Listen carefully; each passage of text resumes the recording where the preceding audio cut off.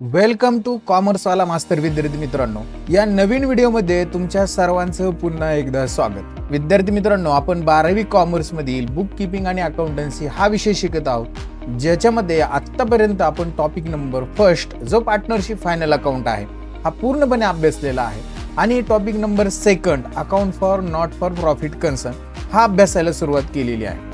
याच्यामध्ये आतापर्यंत आपण सर्व थेरी लाइन टू लाइन अभ्यासलेले आहे, बेसिक कन्सेप्ट ॲडजस्टमेंट पूर्णपणे अभ्यासलेले आहेत आणि सॉल्व प्रॉब्लेम आपण अभ्यासतो आहोत। त्याच्यामध्ये आतापर्यंत आपण 15 एक्झाम्पल सॉल्व करून घेतलेले आहेत। आज आपण पाहणार आहोत एक्झाम्पल नंबर 16। तत्पूर्वी तुम्ही जर या व्हिडिओमध्ये पहिल्यांदा आलेला असाल तर टॉपिक नंबर फर्स्ट आणि सेकंडचे आतापर्यंत झालेले सगळे व्हिडिओ ची लिंक मी डिस्क्रिप्शन बॉक्स मध्ये दिलेली आहे, तिथे जाऊन तुम्ही ते बघू शकता।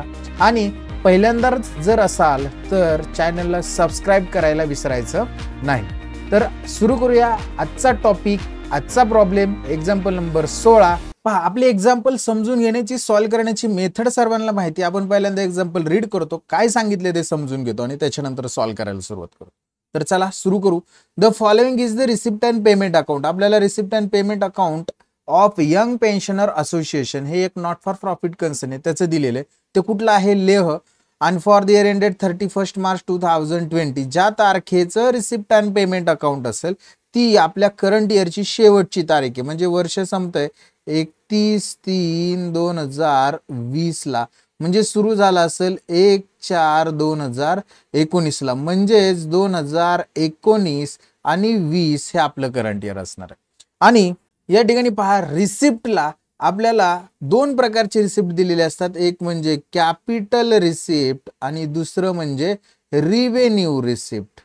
आता कॅपिटल रिसिप्ट जे असणार आहेत त्या ऑर्गनायझेशनच्या लॅबिलिटी असणार आहेत आणि रिव्हेन्यू रिसिप्ट जे असणार आहे ते त्या ऑर्गनायझेशनचे इन्कम असणार आहेत। म्हणजे थोडक्यात रिसिप्टला जे आयटम दिलेले असणार आहेत ते एकतर लॅबिलिटीचे असतील किंवा इन्कम असणार आहे, ज्या अमाऊंट दिलेले आहेत। तर बघूया, फर्स्ट आपण समजून घ्यायचं की बॅलन्स ब्रॉट डाऊन हा इग्नोर करणार आहे। त्याच्यानंतर सबस्क्रिप्शन दिलेले 18-19 हे लास्ट इयर आहे बघा, हे इग्नोर करणार आपण, हे घेणार नाही कुठं पण। 19-20 हे करंट इयर आहे, हे इन्कमला लिहिणार आणि 20-21 हे नेक्स्ट इयर आहे, हे लॅबिलिटीला लिहिणार। एंट्रन्स फी आपला काय बघा, कॅपिटल रिसिप्ट म्हणजे आपण हे लॅबिलिटीला दाखवणार। त्याच्यानंतर डोनेशन इन्कम दाखवणार, लेगसीज इन्कम दाखवणार, इंटरेस्ट ऑन डिपॉझिट इन्कम दाखवणार आणि पिकनिक रिसिप्ट सुद्धा इन्कम दाखवणार। पेमेंटला दोन प्रकारचे पेमेंट असतात, एक म्हणजे कॅपिटल पेमेंट आणि दुसरं म्हणजे रिव्हेन्यू पेमेंट। कॅपिटल पेमेंट तुमचे असेट असणार आहे आणि रिव्हेन्यू पेमेंट जे दिलेलं असणार आहे ती तुमची एक्सपेन्सेस असणार आहे।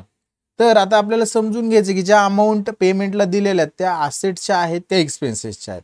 तर इथं दिलेलं स्टेशनरी हा एक्सपेन्सेस आहे, पोस्टेज एक्सपेन्सेस आहे, picnic expenses, salary expenses, annual gathering expenses, त्याच्यानंतर travelling expenses, rent expenses, charity expenses, sundry expenses, fix deposit asset आहे, फर्निचर असेट आहे आणि बॅलन्स कॅरीड डाऊन कॅशचा बॅलन्स सुद्धा असेट आहे।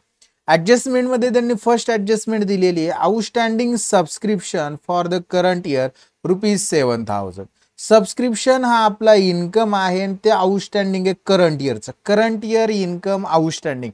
ॲडजस्टमेंट बेसिक कन्सेप्ट थेरीचे व्हिडिओ बघितले तर तुमच्या लक्षात येईल करंट इयर आउटस्टँडिंग इन्कमचे दोन इफेक्ट, एक तर त्या पर्टिक्युलर इन्कम म्हणजे त्या सबस्क्रिप्शन मध्ये ऍड करावं लागेल आणि दुसरा बॅलन्स शीटच्या असेटला दाखवावा लागेल। नेक्स्ट ॲडजस्टमेंट नंबर सेकंड त्यांनी सांगितलंय की furniture was purchase on 1 October 2019, म्हणजे फर्निचर परचेस केलेले 1 ऑक्टोबर 2019, म्हणजेच आपलं वर्ष संपणार आहे सर 1 ऑक्टोबरला परचेस केलं। मी या ठिकाणी तुम्हाला दाखवतो जे फर्निचर असणार आहे, हे फर्निचर हे कधी केलं 1/10/2019 ला परचेस केलं, वर्ष संपणार आहे आपलं 31/3/2020 ला, म्हणजे 1/10/2019, 1 ऑक्टोबर 2019 पासून 31 मार्च 2020 पर्यंत जर महिने काउंट केले तर 6 महिने भरतायत, 6 महिनेच ते फर्निचर आपण यूज केलं। आणि याच्यावर त्यांनी डेप्रिसिएशन सांगितलेले किती पर्सेंट? 10%।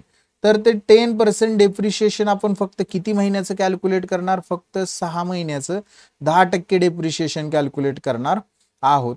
तर आपल्याला फर्निचरला काय करावं लागणार आहे, स्टार मार्क करावं लागणार आहे.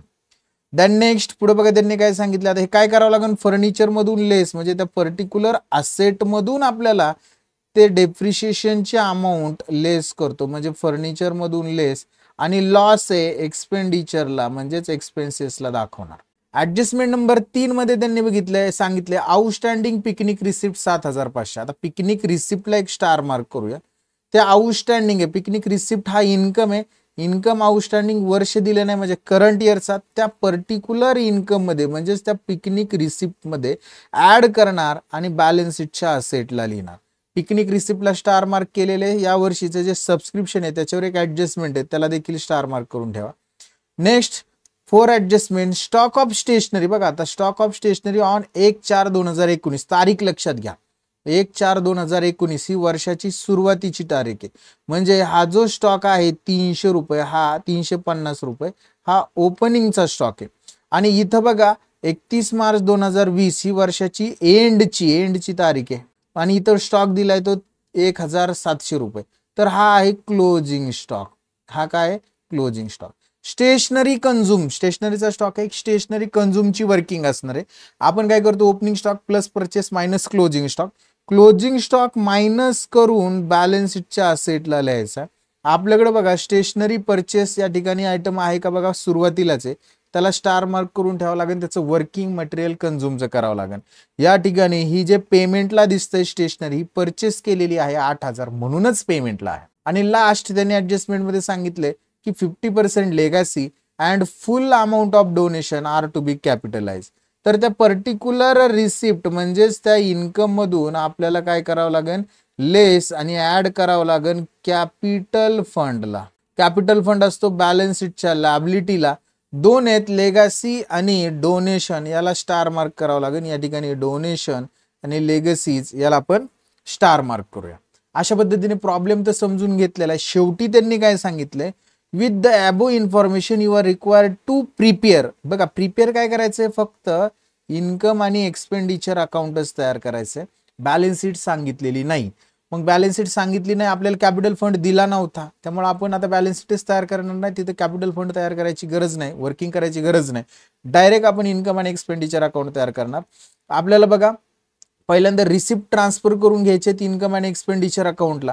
तर आपण पहिले रिसिप्ट ट्रान्सफर करून घ्या, बॅलन्स ब्रॉट डाऊन इग्नोर करणार, सबस्क्रिप्शन इथं लास्ट इयर 18-19 इग्नोर करणार, करंट इयरचं सबस्क्रिप्शन आहे 19-20 83,000 ते आपल्या इन्कमला लिहिणार बाय सबस्क्रिप्शन. आणि त्याची जी अमाऊंट असणार आहे ती अमाऊंट आपण लिहिणार आहोत ₹83,000 इनर कॉलमला. एक वेळ जागा सोडणार ऍडजस्टमेंटसाठी. नेक्स्ट पुढे जाऊया. सबस्क्रिप्शन झाल्यानंतर आपल्याला बघा त्यांनी काय दिलेलं आहे, सबस्क्रिप्शनच 20-21 दिले, लॅबिलिटीला लिहायचं, बॅलन्स शीट तयार केली नाही इग्नोर करणार.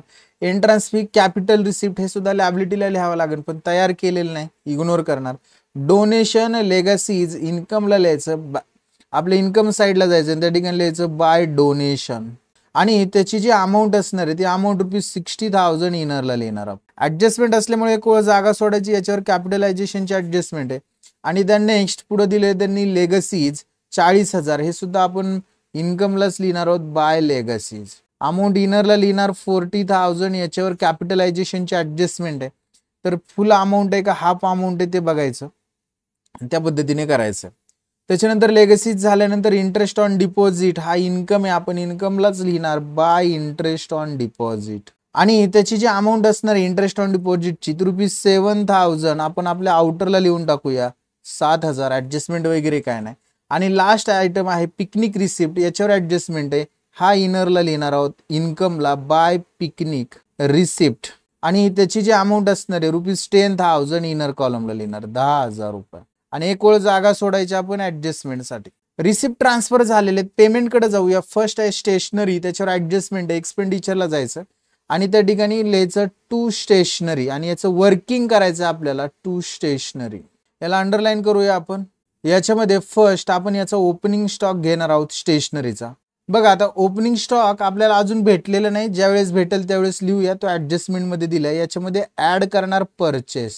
आणि आता जी पेमेंटला अमाऊंट दिसते 8,000 रुपये या ठिकाणी बघा, ते 8,000 रुपये हे परचेसचेच आहेत, ते या ठिकाणी लिहिणार आपण इनरला 8,000. ओपनिंग स्टॉक मध्ये हे ऍड होतील 8,000 आणि आपण ते इनरलाच दाखवणार आहोत. त्यासाठी अजून 2 ओळी जागा सोडायच्यात आणि या ठिकाणी ज्या ठिकाणी लाईन मारली त्या ठिकाणी शेवटी लिहायचं लेस क्लोजिंग स्टॉक. हा सुद्धा ऍडजस्टमेंट मध्ये दिलाय शेवटच्या, त्यावेळेस तो बघूया. फक्त 8,000 लिहून घेतले स्टेशनरीचे. देन नेक्स्ट पुढे बघा, पोस्टेज एक्सपेन्सेस आहे, एक्सपेंडिचरलाच लिहिणार टू पोस्टेज आणि त्याची जी अमाऊंट असणार आहे ती ₹1,000 आउटर कॉलम. पोस्टेज झाल्यानंतर पिकनिक एक्सपेन्सेस 8,000 हे देखील एक्सपेंडिचरलाच लिहिणार टू पिकनिक एक्सपेन्सेस, अमाऊंट लिहिणार ₹8,000. देन नेक्स्ट सॅलरी आहे, हा देखील एक्सपेंडिचर आहे, एक्सपेंडिचरलाच लिहिणार टू सॅलरीज आणि त्याची अमाऊंट देखील आपण 8,000च लिहिणार आहोत ₹8,000. Then next annual general meeting expenses हे देखील एक्सपेंडिचरलाच आहेत, ते पण एक्सपेंडिचरलाच लिहिणार to annual general meeting expenses, amount लिहिणार ₹4,500 आउटर कॉलमला. नेक्स्ट ट्रॅव्हलिंग एक्सपेन्सेस 7,500 एक्सपेंडिचरलाच लिहिणार टू ट्रॅव्हलिंग एक्सपेन्सेस आणि त्याची जी अमाऊंट असणार आहे ती अमाऊंट लिहिणार आपण ₹3,200 ₹3,200. नेक्स्ट रेंट आहे ₹12,000 हे देखील एक्सपेंडिचरलाच लिहायचं टू रेंट ₹12,000 आउटर कॉलमला लिहिणार आपण. देन नेक्स्ट पुढे बघा, चॅरिटी आहे 7,800 हे देखील एक्सपेंडिचरलाच लिहायचं टू चॅरिटी, अमाऊंट लिहिणार ₹7,800. देन नेक्स्ट सन्ड्री एक्सपेन्सेस 3,200 एक्सपेंडिचरलाच लिहायचंय टू सन्ड्री एक्सपेन्सेस, अमाऊंट आउटरला लिहिणार ऍडजस्टमेंट नसल्यामुळे 3,200. नेक्स्ट पुढे बघा, फिक्स डिपॉझिट असेटला लिहायचंय, बॅलन्स शीट तयार केली नाही त्यामुळे लिहिणार नाही. फर्निचर असेटला असेटच नाही म्हणजे बॅलन्स शीटच नाही, तिथे लिहिणार नाही. आणि फिक्स डिपॉझिट सुद्धा असेटला लिहायचंय, बॅलन्स शीट नाही त्यामुळे लिहिणार नाही. आता ऍडजस्टमेंट मध्ये फर्स्ट बघा काय सांगितलं की outstanding subscription for current year ₹7,000. आता हे सबस्क्रिप्शन मध्ये ऍड आणि बॅलन्स शीटच्या असेटला सबस्क्रिप्शन आपण इन्कमला लिहिले, त्या ठिकाणी यायचं लिहायचं ऍड आउटस्टँडिंग सबस्क्रिप्शन, कंसात लिहायचं करंट इयरचं आहे आणि त्याची जी अमाऊंट असणार आहे ती अमाऊंट ₹7,000 आहे. तर 7,000 ऍड होतील आउटरला, 83 + 7 90,000 येणार आहेत. आणि याचा दुसरा इफेक्ट 7,000चा बॅलन्स शीटच्या असेटला, पण बॅलन्स शीट तयारी केलेली नाही, तो इफेक्ट देणार नाही, एकच effect. Next second adjustment, furniture purchase केलेले 1 ऑक्टोबरला आणि त्याच्यावर 10% डेप्रिशिएशन आहे. फर्निचरची अमाऊंट बघा या ठिकाणी 50,000 आहे. जर 50,000वर 10% जर काढलं आपण तर सर ते येणार आहे ₹5,000. हे पूर्ण 12 महिन्याचं, मग वर्षाचं 5,000 आहे तर 6 महिन्याचं किती असेल तर 5,000च्या निम्मे म्हणजे ₹2,500 असणार आहे 6 महिन्याचं. कारण की आपल्याला 6 मंथच कॅल्क्युलेट करायचे का, कारण की त्यांनी परचेस केलेले 1 ऑक्टोबरला म्हणजे अर्ध वर्ष संपलं होतं. मग फर्निचर बॅलन्स शीटच्या असेटला असणार आहे, त्या ठिकाणी आपण ते वजा करणार, पण असेट तयार केलेली नाही, परंतु त्याच्यावरचं डेप्रिशिएशन आपल्याला एक्सपेंडिचरला दाखवावं लागेल. 2,500 टू डेप्रिसिएशन ऑन फर्निचर, ते 2,500 वजा करतील असेट मधनं आणि बॅलन्स शीटच्या असेट मधनं वजा झाल्यानंतर दुसरा इफेक्ट इथं एक्सपेंडिचरला लिहावा लागेल 2,500, तो लिहिला, असेटला दिला नाही कारण की ते तयार केलं. आउटस्टँडिंग पिकनिक रिसिप्ट 7,500 इन्कम आहे, इन्कमला जायचं आणि त्या ठिकाणी लिहायचं add outstanding picnic receipt, amount लिहिणार ₹7,500 आउटरला ₹17,500.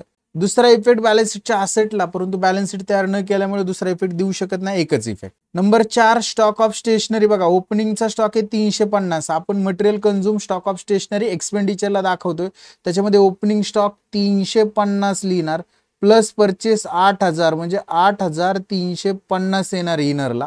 आणि याचा काही दुसरा इफेक्ट नसतो. पुढे त्यांनी क्लोजिंग स्टॉक दिलेला आहे आपल्याला 1,700, हा लेस करणार आहोत आपण 8,350 मधून लेस क्लोजिंग स्टॉक ₹1,700 आणि याची टोटल आपण आउटरला दाखवणार आहोत ₹6,650. आणि ह्या 1,700चा दुसरा effect closing stock in future use करणार, भविष्यात फायदा घेणार, ज्याचा फायदा भविष्यात होतो ती असेट आहे, असेटला दाखवला पाहिजे, पण बॅलन्स शीट तयार केलं नाही त्यामुळे दुसरा इफेक्ट देऊ शकत नाही, एकच effect. Next number last adjustment 50% legacies and full amount of donation capitalise. आता 50% लेगसी आपण इन्कमला लिहिले, त्या ठिकाणी यायचं म्हणायचं लेस 50% कॅपिटलाइज आणि 40,000च्या 50% म्हणजे ₹20,000 वजा होतील आणि आउटरला 20,000च दिसतील. आणि हे 20,000 कॅपिटल फंड मध्ये लॅबिलिटीला ऍड करणार, परंतु बॅलन्स शीट तयार न केल्यामुळे एकच इफेक्ट. डोनेशन हे फुल कॅपिटलाइज आहे, त्यामुळे डोनेशनला लिहायचं लेस 100% किंवा नुसतं तुम्ही कॅपिटलाइज जरी म्हटलं तरी चालेल.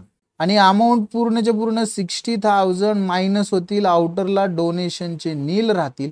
हे कॅपिटल फंड मध्ये ऍड, परंतु ते तयार न केल्यामुळे बॅलन्स शीट तिथे इफेक्ट देऊ शकत नाही.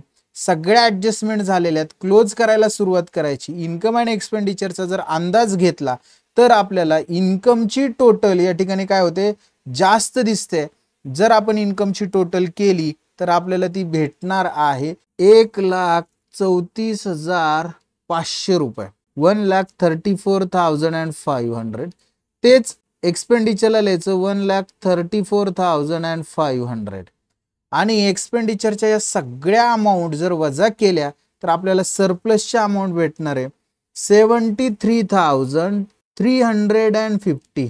याला लिहिणार आपण टू सरप्लस आणि इंटू ब्रॅकेट लिहायचं excess of income. Income side जास्त आहे म्हणून excess of income over the expenditure. अशा पद्धतीने हा प्रॉब्लेम आपण सॉल्व्ह केलेला आहे. याच्यामध्ये फक्त आपल्याला इन्कम अँड एक्सपेंडिचर अकाउंटच तयार करायचं होतं. आय होप विद्यार्थी मित्रांनो हे एक्झाम्पल तुम्हाला समजलेलं असणार आहे.